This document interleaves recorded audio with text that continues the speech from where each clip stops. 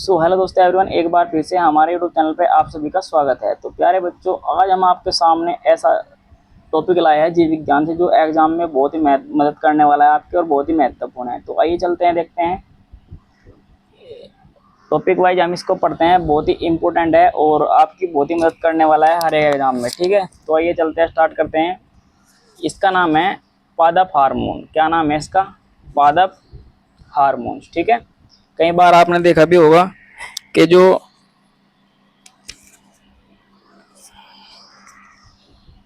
कई बार आपने देखा भी हो, कई बार प्रश्न पूछ जाते हैं पादप हार्मोन क्या है और किस प्रकार से इसके प्रश्न बनते हैं। तो आइए देखते हैं पादप हार्मोन। यहाँ पर स्टार्ट करते हैं। स्टार्ट करने से पहले मैं आपको बता दूं, हम शुरू करते हैं यहाँ से, देखते हैं। चलो आइए देखते हैं, इसमें स्टार्ट करेंगे जो हमारा पादप हार्मोन है। यहाँ से स्टार्ट करते हैं पादप हार्मोन। सबसे पहले हम स्टार्ट करते हैं जो पादप हार्मोन है। पादप हार्मोन में ऑक्सिन, साइटोकिनिन, एथिलीन, एब्सिसिक अम्ल और एथिलीन शामिल है। ये आपको याद रखना है, बहुत ही महत्वपूर्ण है। ठीक है, ये आप देख सकते हैं, जो पत्ती है इसकी बात की जा रही है, पत्ती की। ठीक है, और यहाँ पर दिया है दूसरा जो इसका है, दूसरे के बारे में हम पढ़ते हैं। दूसरा है इसका ऑक्सिन हार्मोन के बारे में जानते हैं, जो बहुत ही इंपॉर्टेंट है।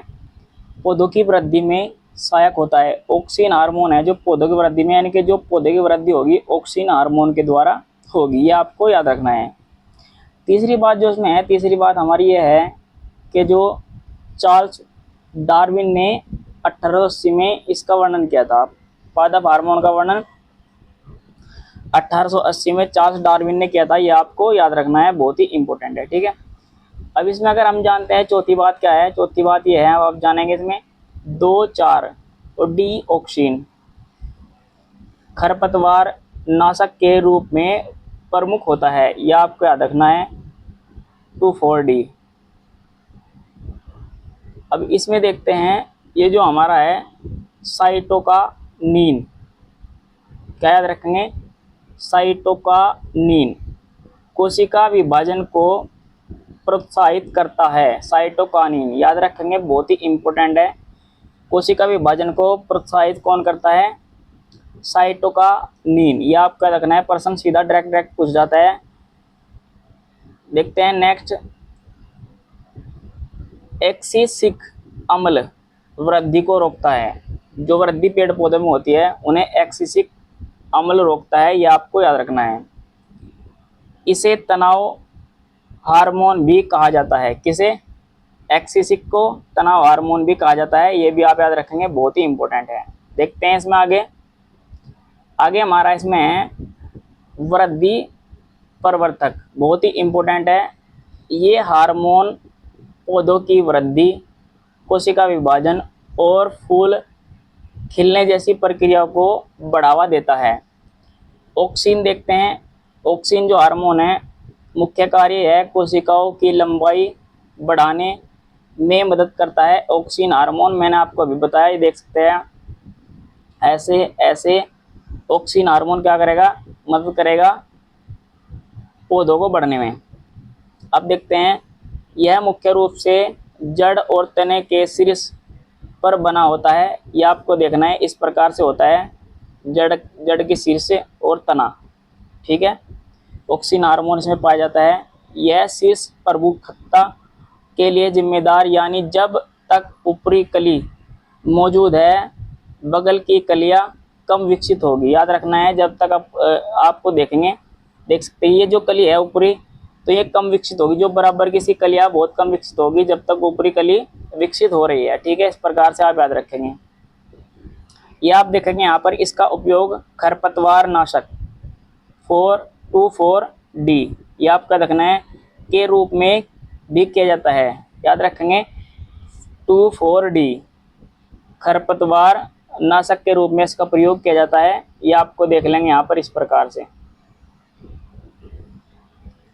अब देखते हैं हम, एक हार्मोन हमारा है जिसका नाम है साइटोकानिन। याद रखेंगे, बहुत ही इंपॉर्टेंट है। इसका मुख्य कार्य है कोशिका विभाजन को तेजी से बढ़ावा देता है। जैसे एक भाग, इसके 2 भाग हो गए, फिर 4, फिर 9 भाग। इसे बोलते हैं कोशिका विभाजन धीरे धीरे क्या करता है, बहुत बढ़ावा देता है। ठीक है, साइटोकाइनिन याद रखेंगे, साइटोकाइनिन कोशिका विभाजन को बढ़ावा देता है, याद रखना है, बहुत ही इंपॉर्टेंट है। यह बुढ़ापे को रोकता है, जिससे पत्तियां अधिक समय तक ताजी हरी बनी रहती है। कौन रोकता है बुढ़ापे को? साइटोकाइनिन, याद रखेंगे, हार्मोन है साइटोकाइनिन, इसके द्वारा पत्तियां हरी बनी रहती है, बहुत ही इंपॉर्टेंट है। अब देखते हैं, यह उन क्षेत्रों में अधिक पाया जाता है जहां कोशिका विभाजन तेजी से होता है, जैसे फल और बीज। फल ये आप देख सकते हैं, और बीज, यहाँ पर साइटोकाइनिन सबसे अधिक पाया जाता है, याद रखेंगे, बहुत ही इंपॉर्टेंट है। अब देखते हैं जिबरेलिन हार्मोन। इसका मुख्य कार्य तने की लंबाई बढ़ाने और बोने पौधों को लंबा करने में सहायक होता है। याद रखें कौन सा? जिबरेलिन हार्मोन क्या करता है? तनों को बढ़ाता है, और जो बोने पौधे हैं उनकी लंबाई को बढ़ाने में क्या करता है? मदद करता है। ये आप देख सकते हैं, बोना, फिर और इससे लंबा, फिर इससे और लंबा, किसके द्वारा? जिबरेलिन हार्मोन के द्वारा इसकी लंबाई बढ़ती है। ठीक है, यहाँ पर देखते हैं, यह बीज अंकुरण को प्रेरित करता है, यानी कि बीज क्या होता है? पैदा हो जाता है, खिलने लगता है। बीज का मतलब चलना, धीरे धीरे जैसे हमने बीज बोया, फिर ही क्या हो गया? चलने स्टार्ट होगा, धीरे धीरे बढ़ना स्टार्ट हो गया। ठीक है, यानी कि इसका निर्माण होना स्टार्ट हो गया। यह फलों के आकार को बढ़ाने में मदद करता है, विशेषकर अंगूरे, अंगूर के जो होते हैं इसमें। ठीक है, आप देखेंगे अंगूर में विशेषकर ये पाया जाता है। अब यहाँ पर देखते हैं, तने की लंबाई को बढ़ाने का कार्य करता है, बीज को अंकुरण करने का कार्य, यानी कि बीज को निर्माण करने का कार्य करता है, फलों के आकार को बढ़ावा देने का कार्य करता है। कौन सा हार्मोन? जिबरेलिन, याद रखेंगे, बहुत ही इंपॉर्टेंट है। अब देखते हैं यहाँ पर इथिलाइन हार्मोन। इसका मुख्य कार्य, यह एकमात्र ऐसा हार्मोन है जो गैसीय अवस्था में पाया जाता है, बहुत ही इंपॉर्टेंट है। C2H4 इसे कहा जाता है। इथिलाइन हार्मोन को C2H4 कहा जाता है, यह आपको याद रखना है, बहुत ही इंपॉर्टेंट है। ठीक है, यह पत्तियों और फूलों के गिरने की प्रक्रिया को भी नियंत्रण करता है। जो पत्ते और फूल गिरते हैं उन्हें गिरने में क्या करता है? रोकता है उन्हें, यह आपको याद रखना है। मैंने बताया आपको C2H4 इसे कहा जाता है, किसे? इथिलाइन हार्मोन को। इसका सबसे महत्वपूर्ण कार्य फलों को पकाना।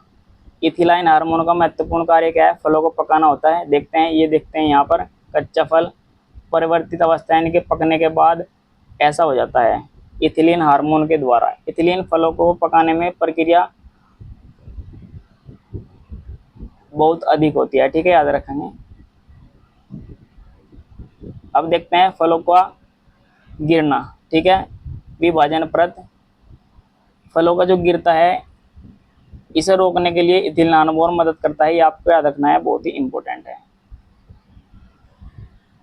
तो दोस्तों, कुछ फॉर्मूले मैं आपको बताता हूँ, बहुत ही इंपॉर्टेंट है। पानी का फॉर्मूला H2O, साधारण नमक NaCl, carbon dioxide CO2, hydrogen H2, nitrogen N2, नमक HCl, गंधक H2SO4, कास्टिक सोडा NaOH। याद रखना, बहुत ही इंपॉर्टेंट है। दोस्तों, आज की वीडियो में इतना ही। अगर आपको वीडियो अच्छी लगी हो तो चैनल को सब्सक्राइब कीजिए, वीडियो को लाइक कीजिए, ज़्यादा से ज़्यादा शेयर कीजिए। धन्यवाद।